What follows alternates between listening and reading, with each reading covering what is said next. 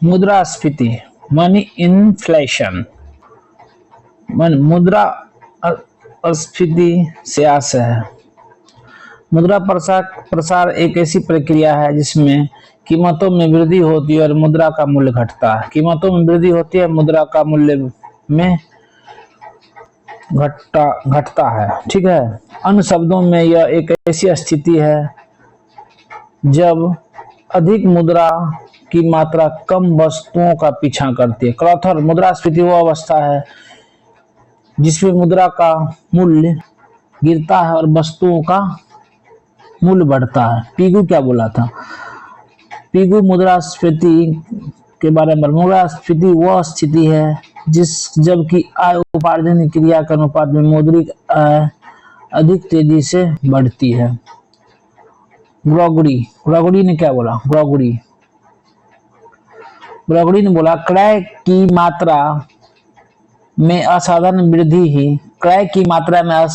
वृद्धि ही मुद्रास्फीति है। हार्टे अत्यधिक मुद्रा निर्गमन ही मुद्रास्फीति है। पॉल इजिंग ने मुद्रास्फीति क्रय शक्ति की विस्तारशील प्रवृत्ति है जो मूल्य में वृद्धि करने या स्वयं उसके प्रभाव से बढ़ने की प्रवृत्ति रखती है। प्रोफेसर कीन्स वास्तविक मुद्रास्फीति पूर्ण रोजगार के बिंदु के बाद ही पैदा होती है।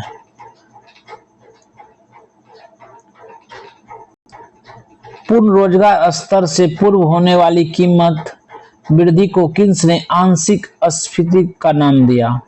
कीन्स की मानता है कि जब तक समाज में पूर्ण रोजगार स्थिति न आ जाए, अर्थात इच्छुक एवं समर्थ व्यक्ति को काम न मिल जाए, तब तक मुद्रा की मात्रा में वृद्धि के दो प्रभाव होंगे। पहला प्रभाव होगा कि प्रभावी मांग बढ़ने से उत्पादन में वृद्धि होगी। दूसरा प्रभाव यह होगा कि मुद्रास्फीति में वृद्धि के कारण मूल्य बढ़ेगा। कीन्स ने इस स्थिति को अर्धस्फीति अर्थात आंशिक स्फीति कहते हैं। सरकार जब नई मुद्रा चलन में डाल देती है तो उसका एक भाग तो प्रायः सरकार ही कर के रूप में वापस कर लेती है। मुद्रा का कुछ भाग लोगों की जेबों या तिजोरियों में जाकर निष्क्रिय हो जाता है। अतः शेष भाग वस्तुओं के मूल्यों में वृद्धि करने में सहायक होता है। मांग प्रेरित स्फीति इस प्रकार की स्फीति में समग्र पूर्ति की तुलना में समग्र मांग की अधिकता से कीमतों में वृद्धि होती है। दूसरे शब्दों में बहुत अधिक मुद्रा बहुत कम वस्तुओं का पीछा करती है, यानी मुद्रा बहुत अधिक और वस्तु बहुत कम, इसका अर्थ हुआ। प्रोफेसर पीटरसन वर्तमान कीमतों पर उपलब्ध वस्तुओं और सेवाओं की पूर्ति की तुलना में मांग व्यय की अधिकता से मुद्रास्फीति पैदा होती है। मांग के पक्ष को प्रेरित करने वाले कारक निम्न तत्व वस्तुओं और सेवाओं की मांग को प्रोत्साहित करती। पहला मुद्रा की पूर्ति, दूसरा व्यावसायिक व्यय में वृद्धि, तीसरा प्रयोज्य आय की वृद्धि, चौथा विदेशी मांग में वृद्धि। कीन्स ने मांग प्रेरित स्फीति को शुद्ध स्फीति कहा। लागत प्रेरित स्फीति जब उत्पादकता में वृद्धि से अधिक अनुपात में साधनों का मूल्य बढ़ता है तब उत्पादन लागत में वृद्धि होती है और लागत प्रेरित स्फीति उत्पन्न होती है। लागत प्रेरित स्फीति उत्पन्न होने के प्रमुख कारण है, पहला मौद्रिक मजदूरी में वृद्धि, दूसरा लाभ की दरों में वृद्धि का प्रयास। स्फीति के विभिन्न नाम दिए गए हैं जो कीमतों में वृद्धि की दर पर निर्भर करता है। पहला मंद अथवा रेंगती स्फीति, यदि कीमतों में निरंतर वृद्धि 3% प्रतिवर्ष से कम दर से होती है तो उसे मंद स्फीति कहा जाता है। यानी 3% प्रतिवर्ष से कम दर से होती है तो उसे मंद। चलती हुई स्फीति, जब कीमतों की दर में 3 से 6% प्रतिवर्ष के बीच अथवा 10 से कम हो, वह चलती हुई स्फीति कहलाती है। इस दर पर स्फीति सरकार के लिए खतरे की घंटी होती है। दौड़ती हुई स्फीति, जब कीमतों की तीव्रता 10 से 20% प्रतिवर्ष की दर से बढ़ती है तो उसे दौड़ती हुई मुद्रास्फीति कहते हैं, यानी स्फीति कहते हैं। ऐसी स्फीति गरीब और मध्य वर्गों पर बुरा प्रभाव डालती है। अति स्फीति, जब कीमतें 2 या 3 अंकों की दरों पर तेजी से बढ़ती है, अर्थात 20 से 100 प्रतिवर्ष के बीच या उससे भी अधिक हो तो इसे समांतर भागती हुई या द्रुत स्फीति कहा जाता है। मुद्रास्फीति के कारण क्या क्या कारण है? किसी देश में मुद्रास्फीति को प्रभावित करने वाले कारक 2 भागों में बांटा जा सकता है। पहला, सरकार का जो नीति है, सरकारी नीति से उत्पन्न स्फीति। दूसरा, अन्य कारण। सरकारी नीति का हीनार्थ प्रबंधन, युद्ध जनित आर्थिक दबाव, विकास जनित दबाव, व्यापार नीति, उद्योग नीति, सरकार की कर नीति, प्रशासन में शिथिलता। अन्य कारण, सरकार की नीति का मुद्रास्फीति को निम्न कारण भी प्रोत्साहित कर सकते हैं: उत्पादन में शिथिलता, लागत में वृद्धि, मांग में वृद्धि और साख प्रसार में वृद्धि। मुद्रास्फीति विभिन्न वर्गों के प्रभाव, विभिन्न वर्ग और प्रभाव लाभ हानि। उत्पादक वर्ग को लाभ होता है, उत्पादक वर्ग को लाभ होगा, उपभोक्ता वर्ग को हानि होगा, श्रमिक को लाभ होगा, वेतनभोगी वर्ग को हानि होगा, अनिश्चित आय वर्ग लाभ होगा, ऋणी या किराएदार को लाभ होगा, ऋणदाता को हानि होगा, सार्वजनिक बचत कमी होगी, सार्वजनिक व्यय में वृद्धि होगी, आयात वृद्धि होगी, निर्यात की कमी होगी, रोजगार वृद्धि होगी, करारोपण वृद्धि होगी, पेंशन भोगी को हानि होगी, डिबेंचर के रूप में संपत्ति हानि, कृषक लाभ होगा, यानी जो लोन लिया है कृषक, उसको उस पैसा से जो बिजनेस कर रहा है वो जैसे फसल उगा रहा है तो उसको फायदा होगा। प्रोफेसर सीएन वकील ने स्फीति की तुलना डाकू से करते हुए कहा है कि स्फीति एक डाकू के समान है। दोनों ही अपने अपने शिकारों को उनकी कुल वस्तुओं से वंचित कर देते हैं। अंतर केवल इतना है कि डाकू दिखाई देता है, मुद्रास्फीति दिखाई नहीं देता। डाकू का शिकार एक समय में केवल एक या थोड़े व्यक्ति ही होते हैं, मुद्रास्फीति का शिकार संपूर्ण राष्ट्र होता है। डाकू को घसीट कर न्यायालय में लाया जा सकता है, किंतु मुद्रास्फीति वैधानिक होती है। मुद्रास्फीति को रोकने के उपाय। मुद्रास्फीति को रोकने के 3 प्रकार के उपायों का सहारा लिया जाए: मौद्रिक उपाय, राजकोषीय उपाय, अन्य उपाय। मौद्रिक उपाय, इस श्रेणी में प्रमुख उपाय: मुद्रा निकालने संबंधी नियमों को कठोर बनाना, साख मुद्रा। राजकोषीय उपाय, इसके अंतर्गत निम्नलिखित उपायों को शामिल: बजट में असंतुलन, अधिक ऋणों की प्राप्ति, सार्वजनिक व्यय पर नियंत्रण, बचतों को प्रोत्साहन देना, उत्पादन में वृद्धि का। अन्य कारण: मूल्य नियंत्रण एवं राशन व्यवस्था लागू करना, निश्चित आय वाले वर्ग को महंगाई भत्ता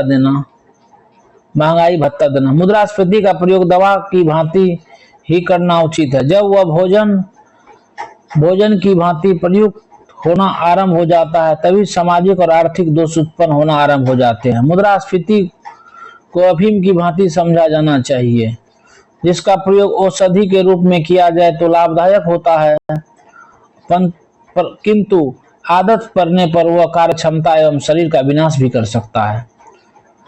मुद्रा संकुचन या मुद्रा अपस्फीति। मुद्रास्फीति की सर्वथा विपरीत अवस्था को संकुचन या अपस्फीति कहते हैं। यह भी मुद्रास्फीति के समान एक आर्थिक रोग है। क्रॉथर के अनुसार मुद्रा संकुचन वह स्थिति है जिसमें मुद्रा का मूल्य बढ़ता है और वस्तुओं का मूल्य घटता है। प्रोफेसर पीगू के अनुसार मुद्रा अपस्फीति वह स्थिति है जबकि वस्तुओं और सेवाओं की मात्रा मौद्रिक आय की तुलना में तीव्र गति से बढ़ती है और वस्तुओं के मूल्य में निरंतर गिरावट चली आती है। मुद्रास्फीति के कारण मुद्रास्फीति निम्न का मुद्रा की मात्रा में कमी, बैंक दर में वृद्धि, खुले बाजार की क्रियाएं, सरकार की कराधान एवं सार्वजनिक व्यय नीति, उत्पादन या पूर्ति में वृद्धि। मुद्रा अपस्फीति का प्रभाव मुद्रा अपस्फीति के प्रभाव निम्नलिखित है। सामान्य जनता को लाभ, उद्योग तथा व्यापार में हानि, कृषकों को हानि, श्रमिकों को हानि, निश्चित आय वर्ग को लाभ है मुद्रा अपस्फीति में, ऋणदाता को लाभ और ऋणी वर्ग को हानि, विनियोजक वर्ग को हानि, विदेशी व्यापार की समाप्ति हो जाती है। प्रोफेसर जेम्स किंग्स ने बताया मुद्रा स्फीति अन्यायपूर्ण है, मुद्रा अपस्फीति अनुपयुक्त और दोनों में मुद्रा अपस्फीति अधिक बुरी है। मतलब मुद्रा अपस्फीति अधिक बुरी है। मुद्रा अपस्फीति जब देश में मुद्रास्फीति की स्थिति उत्पन्न हो जाती है तब उसे समान स्तर पर लाने के लिए मुद्रा की मात्रा को क्रमशः कमी की जाती है। इस प्रक्रिया को मुद्रास्फीति कहते हैं, अपस्फीति कहते हैं। कोलबर्नों के अनुसार कीमतों, आय और व्यय में जो भी गिरावट लाभकारी होगी वह अपस्फीति कहलाएगी। मुद्रा अपस्फीति तथा मुद्रा अपस्फीति के निम्नलिखित अंतर है। उद्देश्य मुद्रा अपस्फीति का प्रभाव देश में मंदी की स्थिति उत्पन्न कर देता है जबकि मुद्रा अपस्फीति मूल स्तर को समान अवस्था में लाने के उद्देश्य से की जाती है। स्वाभाविक अथवा योजनाबद्ध मुद्रा अपस्फीति प्रायः अपने आप परिस्थितिवश हो जाता है जबकि मुद्रा अपस्फीति एक निश्चित योजनाबद्ध नीति के अनुसार की जाती है और सरकार अथवा केंद्रीय बैंक इसके लिए सक्रिय कदम उठाते हैं। मुद्रा की मात्रा मुद्रा अपस्फीति में मुद्रा की मात्रा को घटाकर समान स्तर तक लाया जाता है जबकि अपस्फीति में मुद्रा की समान स्तर से गिरकर बहुत नीचे चली जाती है। जबकि मुद्रा अपस्फीति में मुद्रा की मात्रा समान स्तर से गिरकर बहुत नीचे चली जाती है। मुद्रा अपस्फीति देश की आर्थिक स्थिति में सुधार के लिए होती है जबकि मुद्रा अपस्फीति मुद्रा अपस्फीति से देश को हानि होती है। मुद्रा संस्फीति मुद्रा अपस्फीति के कारण वस्तुओं के मूल्यों में गिरावट आ जाती है, देश में बेरोजगारी बढ़ जाती है। इस स्थिति को सुधारने के लिए जानबूझकर साख और मुद्रा की मात्रा में वृद्धि करके वस्तु मूल्यों में वृद्धि करने का जो कार्य किया जाता है वह संस्फीति कहलाता है। कोल के शब्दों में संस्फीति से तात्पर्य उस स्फीति से लिया जाता है जो कि मंदी के प्रभावों को दूर करने के लिए जानबूझकर की जाती है। मुद्रा संस्फीति में हमेशा जानबूझकर मुद्रा संकुचन के कारण बिगड़ी हुई स्थिति में सुधार करने के लिए की जाती है जबकि मुद्रास्फीति प्रायः परिस्थितिवश होती है। मुद्रास्फीति तथा मुद्रास्फीति के अंतर। उद्देश्य मुद्रास्फीति का उद्देश्य मुद्रा अपस्फीति की अवस्था में सुधार करना होता है जबकि स्फीति प्रायः अकल्पनीय कारणों से होती है। प्रभाव मुद्रा संस्फीति से अर्थव्यवस्था में संतुलन की स्थिति उत्पन्न होती है जबकि स्फीति के प्रभाव स्वरूप मूल्यों में वृद्धि होती है और जनता पर महंगाई का बोझ पड़ने लगता है, सभी वस्तुओं एवं सेवाओं के मूल्य बढ़ जाते हैं। प्रारंभ मुद्रा संस्फीति जानबूझकर की जाती है। इसका आरंभ मुद्रा अपस्फीति की चरम सीमा से होता है। इसके विपरीत मुद्रास्फीति प्राय विशेष परिस्थितियों में होती है। यानी मुद्रास्फीति प्राय विशेष परिस्थितियों में होती है, जिन पर सरकार या केंद्रीय बैंक का नियंत्रण नहीं होता है। 4. मुद्रा संस्फीति जानबूझकर की जाती है, अतः उसे निश्चित सीमा पर रोका जा सकता है, परंतु मुद्रास्फीति प्राय ज्वाला की भांति बढ़ती है, उसे रोकना कठिन है। मुद्रास्फीति देश की अर्थव्यवस्था के लिए लाभदायक तथा निरंतर बढ़ती हुई मुद्रास्फीति अर्थव्यवस्था के लिए हानिकारक होती है। फिलिप्स वर्ग कर्व। फिलिप्स वर्ग बेरोजगारी और स्फीति के संबंध है। फिलिप्स वर्ग बेरोजगारी की दर अथवा मौद्रिक मजदूर परिवर्तनों की दर में संबंध निरीक्षण करता है। इंग्लैंड के अर्थशास्त्री डब्ल्यू फिलिप्स ने सर्वप्रथम इसे पहचाना था, इसलिए इसे फिलिप्स वर्ग कहा गया या कहते हैं। फिलिप वर्ग बताता है कि बेरोजगारी की दर और मौद्रिक मजदूरी बढ़ने की दर के बीच विपरीत संबंध है। अपने विश्लेषण को इंग्लैंड के 1861-1957 तक के आंकड़ों पर आधारित करके उसने यह अनुभवजन्य निष्कर्ष प्रस्तुत किया कि जब बेरोजगारी अधिक होती है तो मौद्रिक मजदूरी दरों के बढ़ने की दर नीची हो जाती है। जब बेरोजगारी अधिक होती है तो मौद्रिक मजदूरी दरों के बढ़ने की दर नीची हो जाती है। एकदम सही बात है, जब बेरोजगारी बढ़ेगी तो मजदूरी दर बढ़ने की दर नीची हो जाएगी। इससे ग्राफ बेरोजगारी प्रतिशत मजदूरी दरों में परिवर्तन।